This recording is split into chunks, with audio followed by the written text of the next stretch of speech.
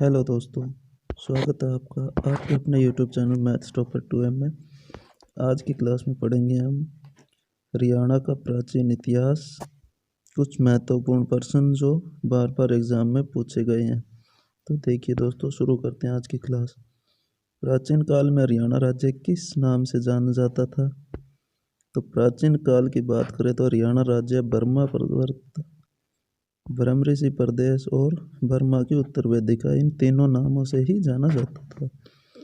देखिए अगला प्रश्न, प्राचीन काल में हरियाणा को खालिस्तान कहते थे। प्रश्न दोस्तों दोनों सेम है। देखिए किस नाम से जाना जाता था ये पूछा गया एचएससी में, उसके बाद वही प्रश्न है, बिल्कुल सेम। प्राचीन काल में हरियाणा को क्या कहते थे? बर्मावर्त, गुजरात, कुरुक्षेत्र, दिल्ली, तो क्या कहते थे? बर्मावर्त। हरियाणा फायर स्टेशन ऑफिसर में पूछा गया ये प्रश्न वही है, बस ऑप्शन देख करके आपको जवाब देना है। देखिए अगला सवाल, हरियाणा में पवित्र माने जाने वाली नदियाँ दृष्टवती और खालिस्तान है। हरियाणा के अंदर दो नदियों को पवित्र माना गया है, दृष्टवती और सरस्वती को। देखिए अगला सवाल, किस उपनिषद में हरियाणा के सामाजिक आर्थिक जीवन का उल्लेख मिलता है? हरियाणा के अगर सामाजिक और आर्थिक जीवन का उल्लेख मिलता है तो वो उपनिषद है छांदोग्य उपनिषद, जिसके अंदर क्या मिलता है? हरियाणा के सामाजिक और आर्थिक जीवन का उल्लेख मिलता है। देखिए अगला सवाल, किस ग्रंथ में हरियाणा प्रदेश में बौद्ध धर्म के प्रचार प्रसार का उल्लेख है? तो ऐसा कौन सा ग्रंथ है जिसके अंदर हरियाणा प्रदेश में बौद्ध धर्म का प्रचार और प्रसार हुआ था, उसका उल्लेख किया गया है? तो वो कौन सा है? दिव्यदान। दिव्यदान के अंदर हरियाणा में बौद्ध धर्म का प्रचार और प्रसार हुआ, उसके बारे में जानकारी है। देखिए हरियाणा में जैन धर्म प्रमुख केंद्र था। जैन धर्म का प्रमुख केंद्र कौन सा था? तो था अगरवा। देखिए अगला प्रश्न, जैन कवि पुष्पदंत ने अपने किस ग्रंथ में सर्वप्रथम हरियाणा शब्द का प्रयोग किया? जैन कवि पुष्पदंत ने अपने किस ग्रंथ में? तो जैन कवि पुष्पदंत ने महापुराण के अंदर सबसे पहले हरियाणा शब्द का प्रयोग किया। देखिए जैन ग्रंथों में हरियाणा किस स्थान का जैन ग्रंथों में हरियाणा के किस स्थान का उल्लेख किया गया? जैन ग्रंथों के अंदर हरियाणा का जो कुरुक्षेत्र का उल्लेख किया गया। देखिए अगला प्रश्न, महाराजा अग्रसेन का संबंध किस नगर से है? महाराजा अग्रसेन का संबंध अगरवा से है। दोस्तों सभी प्रश्न प्रीवियस ईयर या फिर आने वाले एग्जाम में के लिए बहुत ही इम्पोर्टेंट है और पहले के एग्जाम में पूछे गए हैं। देखिए अगला प्रश्न, किस पुराण में हरियाणा के प्राचीन इतिहास की जानकारी मिलती है?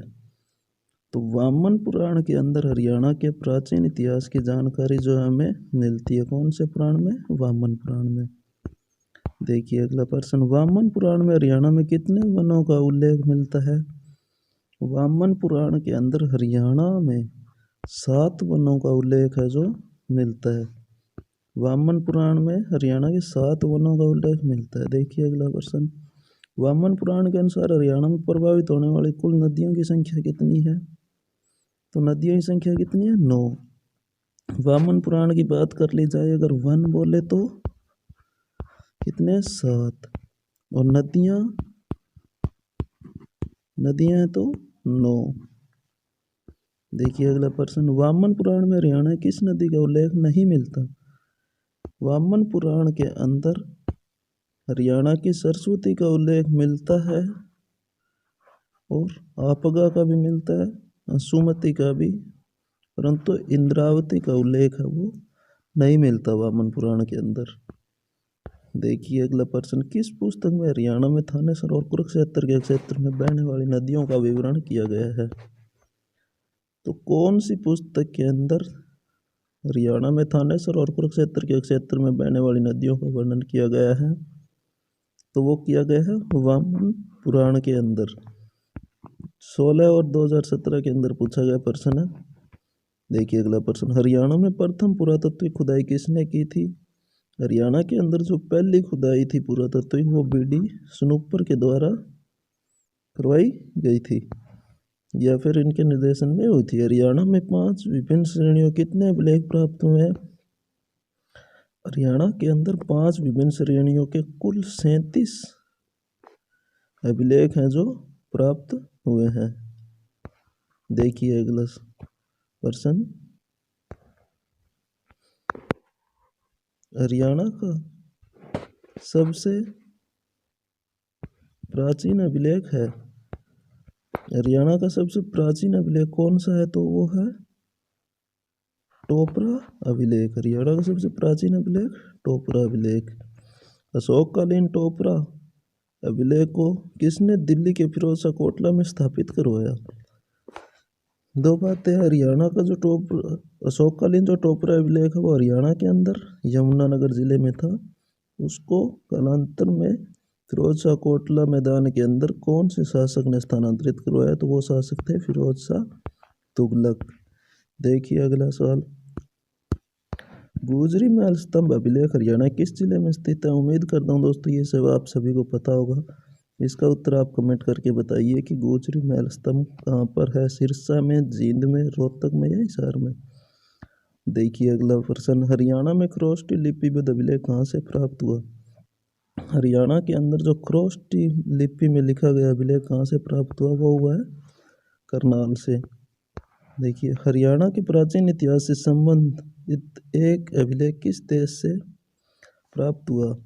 हरियाणा के प्राचीन इतिहास से संबंधित एक अभिलेख है वो लोहास देश से प्राप्त हुआ।